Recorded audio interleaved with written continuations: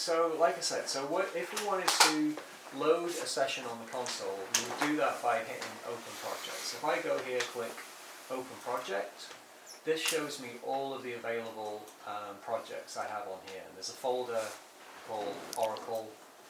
Within there, you've got two things. You've either got a project, which is this is what we created for this song, which is called Goodbye, that we're working on right now, and then I've got default templates here. So if I load my default template, which is called Zero Desk now, when I do that, it's going to reset the entire desk and basically go back to what my default setting was. Okay, so this is like a base thing. So you see, it's zeroed out all of the names. It's just called it, channel 1, 2, 3, 4, 5, 6, all the way up. But that was, so this is just a basic, default template. What I really want to do is work on the song that I've been previously working on, which is called Goodbye. So I'm going to click on Goodbye now and load that one. So if I click Open now, it will reset the desk and go back to my song I was working on. So now I've got kick in, kick out, snare top, snare bottom. So it's got all of the names that I just put in, and all of the levels, all of the EQs, all of the faders, all of the bussing even, in the center section, and all of the bus compressor stuff. So it's basically reset the entire desk to be the song that I'm working on.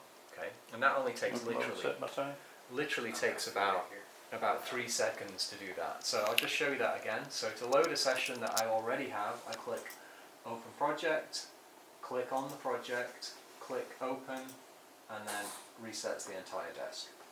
And what it does, when it resets that desk, just like it did, it will turn the volume down as well. So every time you reset the desk, you need to bring the volume up. It resets it on purpose for safety reasons more than anything, so you don't blast yourself in the ears.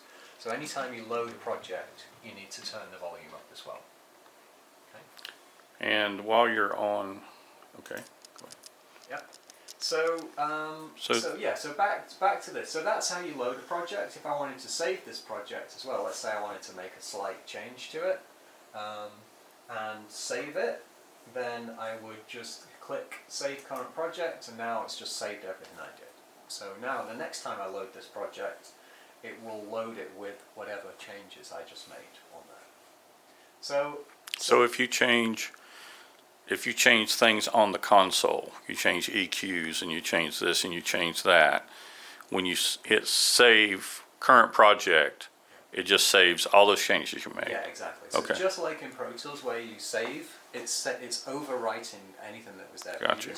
If you want to say, you know what, I want to save this as a different project now, you can do that by clicking Save Project As. You give it a new name or whatever you want, and so you can save it as a completely separate project. But so you can either keep saving into the same project, or say, you know what, this is something I want to do this separate now. So you can do that, Save As. There. So that's the main way in which you do that, and you've got notes you can write in here as well, and different things you can do. So let's say we're working on a project now which we started working on already. Here we can see an overview of what's going on in this. So this now is just looking at this channel 1 here in this session that I've got up. For one, I can change to and look at all of my different channels. And this is showing me in real time what's actually happening on the desk. So if I move a fader on the desk now, I'm just going to grab a fader number 5 on the desk. If I do that, it's going to show me on the screen moving that same fader. And consequently as well, if I do the opposite, if I move this fader on my computer, it's actually moving it on the desk now in real time as well. So if I wanted to, I can actually use this as a way of mixing remotely without sitting in front of the console. So all of the stuff that I can do on the console, like changing EQ, I can do right here. I can change my EQ types here. I can put my EQ in and out. I can do everything basically. So this is very similar to sitting down at the console and using it just remotely. So that's the channel page. Can we go back to the setup? I watched you earlier set up all of the names, the kick and the kick out, which in turn, set up on the console. Yeah. Okay. So that does not import automatically from Pro Tools. You have to set No, that up. yeah, you have to do that. So OSession is where we loaded and saved all the projects. So this is that. Once we're in a project, we can click on OSetup, and OSetup. O just stands for Oracle, really. That's the reason we call it OSetup. So when you're in here now, this is where you do all your naming. So the home page on here is just blank actually. And then if we go to processing, this shows me all of the different things that are available to me. Now this is a 48 channel console, so what I'm looking at here is 1 through 24, which is this left column, 25 through 48, which is this middle column, and then AP rack just stands for audio processing rack. So we've got 2 racks, so these are those racks. And you'll see when I name a device on here, on these channels, it names it on the audio processing rack. So I don't have to look at all of these things if I don't want to. You know, much of the time I'd probably just have these open, and then once I rename them, I can it pops up on the channel display on the console. So this is where you do the naming for large fader and small fader, and this is also where you do the setup of the channel layout as well. So right now this is a session, a Pro Tools session that was recorded using all mono track essentially. So I've got these all set as mono, but if I wanted to, I can actually make stereo channels here. So there, channel 29, I've now made that stereo. So just by pressing this little display here, I can either link or unlink channels to make them stereo. So can it only do even to odd to even? Yeah, exactly. Okay. So it can only do it that way, and that's because of the physical cards themselves. So the cards, each one of these cards is a stereo card. So we've got 12 stereo cards per rack, and either they are configured as 24 mono or 12 stereo. So you can't, for instance, start at 4. You'll have to start at 3. If you want to do 3 and 4 as a pair, that's fine, but you can't do 4 and 5 as a pair. It always has to be odd and even. So if we wanted to, we can just go along and make these either mono or stereo, and this is all saved in our session. So whatever I'm doing here, it's going to be saved. When I hit save, it saves that layout as well. And what's the importance of doing all this setup on the physical console itself? So basically, I mean, on older SSLs, you used to have a little screen in the center where you would literally type it all in and you would name it. Now, we don't have a physical keyboard on here, so we use the computer as the physical keyboard. So this is really just, this is session prep, session naming. What I would do is I would have a bunch of templates and just say load a template and then do it there. So for me, it's just organizing. You could also, which many people do, is put a strip of tape on here, and I do that too. And there's a reason that this is 1 inch wide. It's for that exact reason. So you can put a strip of tape on there and just label it basically. So this is just an electronic version of writing on the console basically. So that's the naming convention there. If you give it a very long name, it just makes the character smaller and smaller, so you can type big names in here. But it's just a way of the benefit of having it electronically is when we switch layers on the console, that switches too. So if I switch here, it switches as well. Of course, tape isn't going to switch when you do that. To type kick in, you just clicked on that section, and it allows you to type in it. Yeah. So if I kick in like this and grab my keyboard, I can go in here and write whatever I want. And as soon as I write whatever I want in here, it names it in real time on the console. As soon as I hit enter, it renames it on the console. So that's that. So this is where we do all the naming for the channels. For the buses, we can also rename the buses as well. So this is cool in that respect that you can name things. So let's say orgs, we got that, orgs 1 through 10, so we have 10 orgses on this console. If we were going to use those as headphone sends, we could call it, headphone, or directly to, let's say, the Behringer, for instance, or something like that. We could name this whatever we wanted to. And just like the channels, these can also be stereo as well. So if I gang that together now, I can make 5 stereo orgses instead of 10 mono auxes. So I can make odd and even pairs there for my auxes, like so, either mono or stereo by configuring it there. So that's for our 10 aux buses. We also have stereo group inputs. So this is something that is unique to this console. We've got 8 stereo group inputs. Sometimes they're like echo returns or reverb returns, but we call them, on this console, we call them stereo group inputs because they've got more flexibility than just an echo return.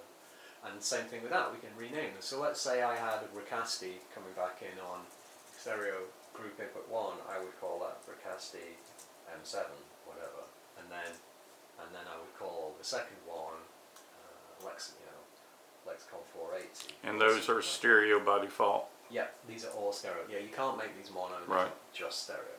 But you can name them, like I said. So these are things which I would probably, if we had those normaled via the patch bay, then you can give those names just like you can give channel names. So again, it's just stuff that's displayed on the console that's just easier to see visually when you look at it, so it's just one of those things.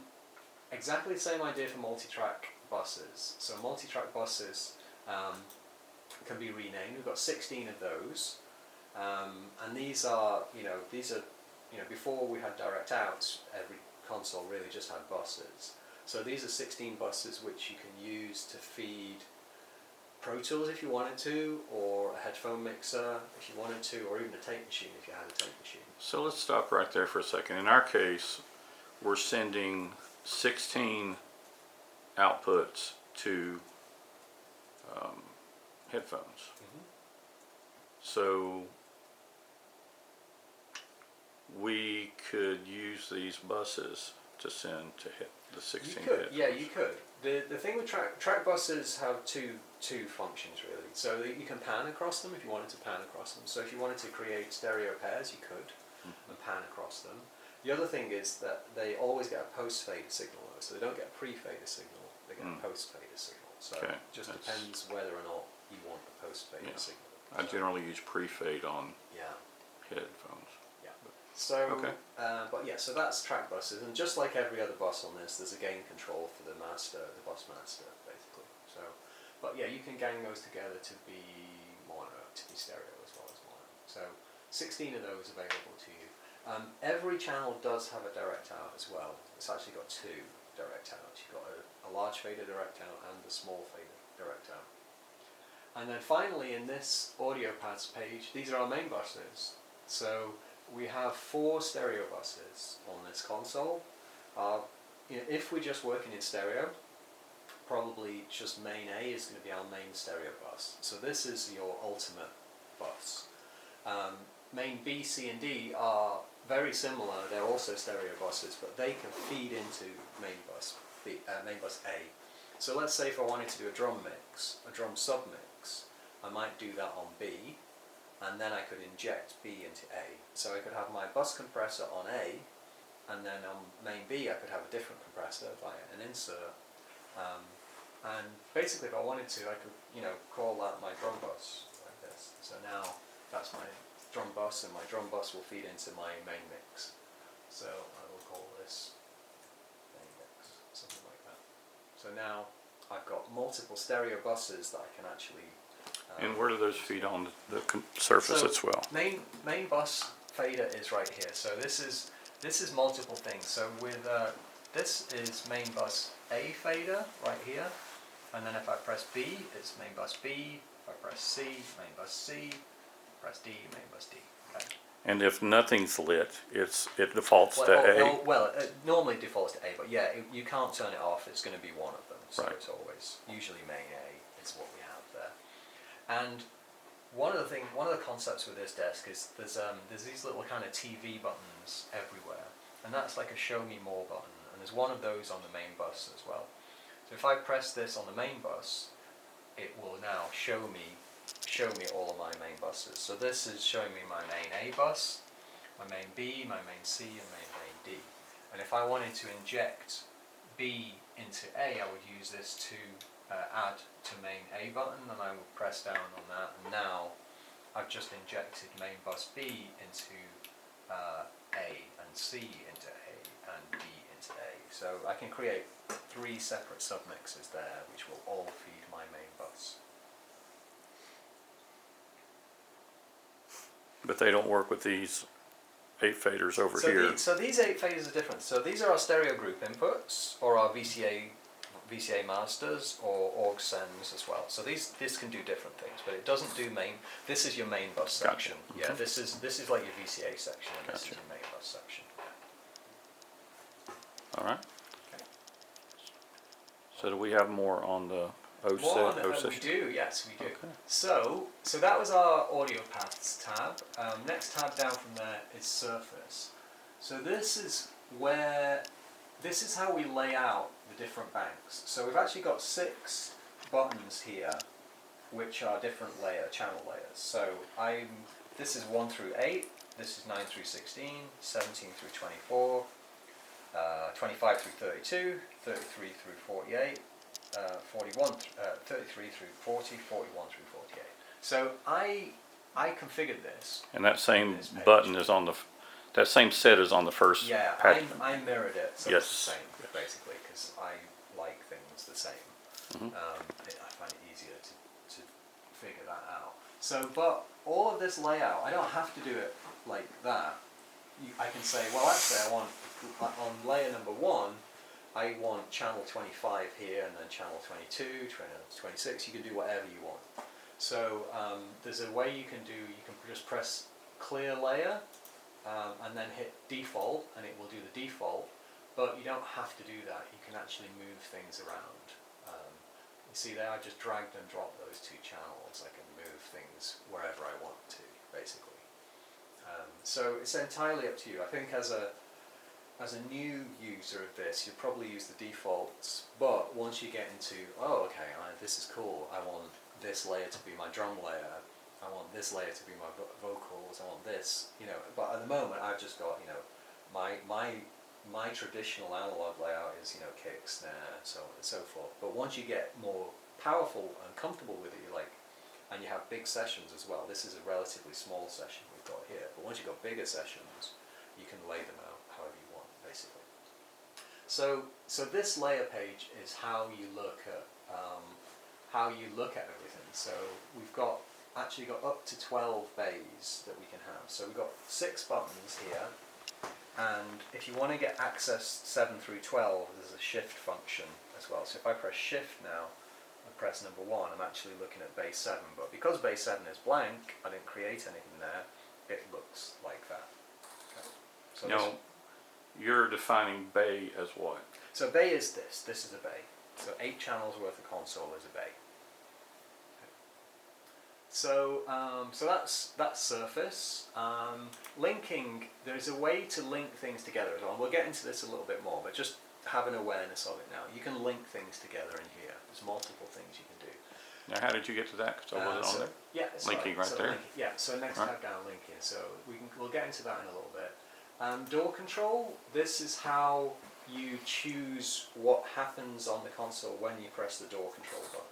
So this is a setup page for that, essentially. And then immersive, we also have the ability to push our monitor controls to a Dolby renderer.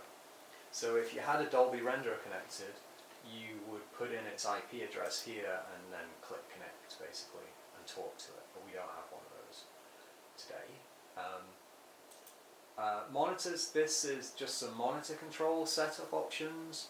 So we can name things here. The way we got it here actually is we've got it as main alt, but actually we could change those names if we wanted to. Yeah, make those ATCs. Say, make that one ATC, and then we could make this one NS10. NS10. And then make the next one Denon. DENON. Okay. Turn on. That's just the. Yeah. What's that? So yeah, so you can name these. If you wanted to, you can actually do some things like you can say, okay, well this pair has a sub, or this pair needs a high filter. Here's my sub output, whatever. So you can change some things on here depending on what you've got going on. And the same thing for your external monitor inputs. So now, how do you just set those to where they don't color the sub at all? Or they all? Yeah, so basically, yeah. So this Or, is, I'm yeah. sorry, not the sub, but the whole speakers. Yeah, so it's bypass basically. Okay. So bypass is selected, so it doesn't do anything. It's just every output's full range basically. That's the default on this one. And then over on here we've got 4 external inputs. So these are just things we would listen to that come to us from sometimes Pro Tools. I usually have a print master output that I'll bring up on externals so that I don't have to go through channels. But you know, a TV, whatever you want, anything that you want to come into and just control the volume of, but not actually mix the signals. So that's where we would name these. So I might call that, you know, and oftentimes it's, you know, Pro Tools 63 and 64. So if we wanted, like for instance, we have a lot of people that, rappers, that say, can you go to YouTube and yeah. pull this beat up? Exactly. You know, yeah. and Exactly. so you can go this later, but we could use that to connect the computer out. Yeah, exactly. So you've got external 1, 2, 3, and 4 on the patch bay. You just patch it into external 1, and we could call external 1. We could just call it YouTube. Just call it computer if you don't care. Yeah. Okay. Or, Computer. Yeah. So we can call it that, and then that name comes up when we are in our externals. We have basically, you know, the names there. now you're going. Let me go down here. Where you're at? Yeah. Okay. So these are where the externals are. Yeah. Okay. And is the external is the same area as the monitor? Yeah. So we'll get into this in a little bit. Okay. But yeah, all of the monitor control section is all here, just Okay. near the monitor part. Other stuff. So there's just general settings. This is what we call the console name. Like I said, we should probably change the name of that. That's just the default name. Arch Audio, is that what we call it? Okay. Arch Audio Studios. So that's what our console is called now. If you want to set a password, you can. This is just for admin access and stuff. You can set console time and date. What times are we even in? I don't know. We're in Eastern. US US Eastern. There we Eastern go. right there. Okay, so now we're in Eastern time zone. So that basically just time and date stamps. Every time you hit save, it will, you know, do it in a particular order. So that's that. And then notifications. So here you've got a whole bunch of stuff, which is just like when I saved something, it will tell me. And these are just like stuff. This is just info. When it boots, it will tell me all of that. So this will just populate this entire list and just keep all of those messages there. Most of the time it's just stuff to notify you. You don't really need to worry about it. So this is, I'm just clicking to show that I'm read all of these now. So now my, you know, unread messages has gone away because I don't have any current messages now. So in OSetup, that's really it for OSetup. Okay.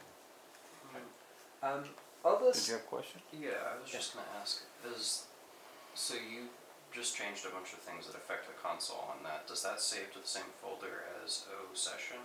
Or is that in a different, do you have to load that separately, I guess is my question? So this stuff, like this name, this is really, there's session level and then there's kind of system level. Right, so that's like a universal Exactly, it just thing. depends, yeah, exactly. And can you also load multiple different instances in the same way that you can with the session, or Not on system, no, system Okay. level is just So one it's- thing. Yeah, okay, exactly. I understand. Yeah, console's always going to be the same console. So, but yeah, the session stuff is all different. Yeah.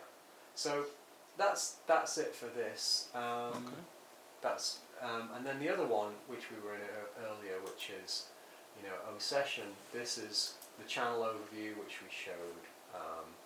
Stuff here, we can change our processing order here, and this is just really a mirror of what we can do on the console. So, but that's useful to know about. Snapshots is, like the name suggests, it's where you take pictures of things, you can store, and that's going to become more and more, and we're going to build on this over the next few months now. There's going to be lots more coming out with scenes and snapshots. We're still very much developing this, and then there's a little help screen here, and same thing, notifications, which is just really a mirror of what we saw on the other page. So OSetup and OSession kind of work in conjunction with each other. They're just two separate windows doing So once we set up, we really shouldn't have to go to that screen too Exactly. much, right? Yeah. I mean, but is that the system setup or session setup? So this is also this is project setup. So for naming, yeah, you would go in there. Let's say you're starting, a new record with a certain artist. I would create a project which is the song name. So I would say, or I might have a folder which is called, the big band, and then I would have a song name for the big band within that. So I would have one for each one, because basically each song is going to be different. Like most of it's going to be the same. So you could have you could load up one of the songs and then just save as and do it that way. So you just keep building it. Like everything, it's like don't start from scratch every time, because you don't need to. It's too much work. So just once you've got a kind of a baseline, you just build on that, and it's much quicker to organise from there. But yeah, it's all just electronic housekeeping, really. He went to grab speakers. Okay. So the final thing that we do on the computer is this SSL 360. Okay. So SSL 360 is this is a setup application for the controller aspect of it. Okay. So what we do on here, we actually add these things called virtual UF8s. So we make a controller called UF8, and right now we're using the same name, even though this is not a UF8, it's very similar to it. Some people call this a UF8 Pro, but it's very similar to a UF8. So right now we create one of these, and we can configure the layers on the controller based on what's going on here. So this is another setup app, which we basically do once and then configure. So we go in here. This is where we choose which DAWs we have, and we have layers here: layer 1, layer 2, layer 3, which is layer 1, layer 2, layer 3.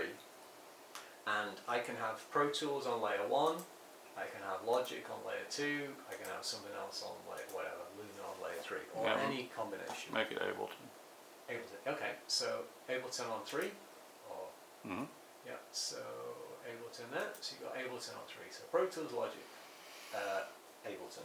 So now these are what my layers do basically. Now, where are your layers on the console? So here, so DAW layer 1, layer 2, and layer 3. Okay. So in normal mode, this is our console faders. But if I press my focus button now, it flips to being a DAW layer. So now these become active. Okay.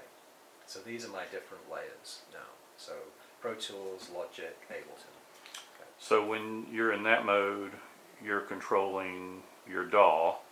When you're not in that mode, you're controlling the analog console. Exactly, yes, exactly. And you can actually you can break this down to be one bank at a time, basically. So you don't have, this could be my controller layer if I wanted to. Let's say I wasn't using any VCAs, I could say actually this is my Pro Tools or Logic or Ableton. But I could even do, if I wanted to, Pro Tools, Logic, Ableton on the same surface. So you can do that way. So yeah, this is how you do that, and then you choose which, one of the things, if you're using multiple DAWs, then you only really want one of them to have transport control, because the others are going to be locked into that. So you choose which is your master transport. You choose different things. There's different setups here on brightness, timeout, what gets displayed, all of that stuff.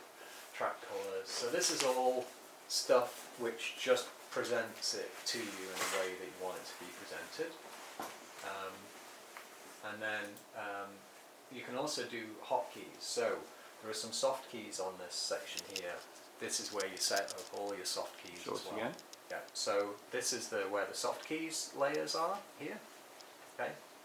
And on the screen here is where we would set up our different user banks. So user bank 1, 2, 3, 4, 5. You can make these be whatever you want. So you can get as specific as you need to.